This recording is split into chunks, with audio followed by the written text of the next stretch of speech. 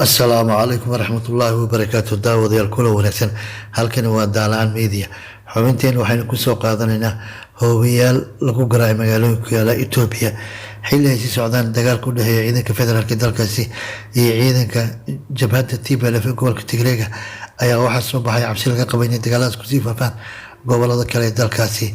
dagaalamayaasha TPLF waxay ku goodiyeen inay colaadaasi ka dhigi doonaan mid ku baahda qowmiyadaha kale.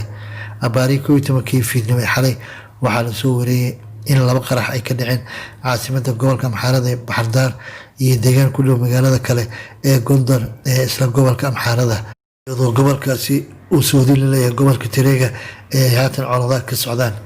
mid ka mid ah hoobiyaashaasi ayaa waxaa la sheegay inuu ku dhacay saldhigga ciidanka federaalka ku leeyihiin Baxardaar. waxaa qaraxaas kadib la maqlay israsaaseen. sidoo kale qarax kale ayaa waxaa laga maqlay oo ka dhacay meel ku dhow magaalada Gondar, waxaana la sheegay inuu waxyeelo u geystay garoon diyaarad halkaas ku yaalay. Itoobiya waxay qaraxyadaas ku yeeshay kooxda TPLF, waxaana socda baaritaan lagu ogaanayo haddii ay qaraxyadaasi xiriir la leeyihiin colaadda ka socota gobolka Tigreega.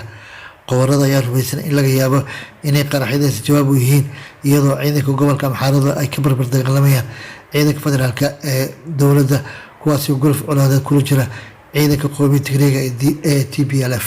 dhinaca kale qaramada midowga Afrika iyo urur kale ayaa waxay walaac ka muujiyeen colaadaasi inay kusii faafaan qaybo kale iyo inuu deganaansho la'aan ku abuuro geeska Afrika.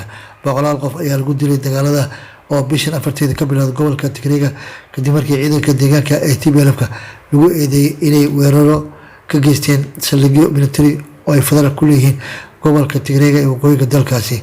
in ka badan 14,500 oo qof ayaa la sheegay in dagaaladaasi ka qaxeen iyagoo ka gudbay xuduudka dalka Suudaan, kuwaasi oo la sheegay inay ka carareen colaadda gobolka Tigreega.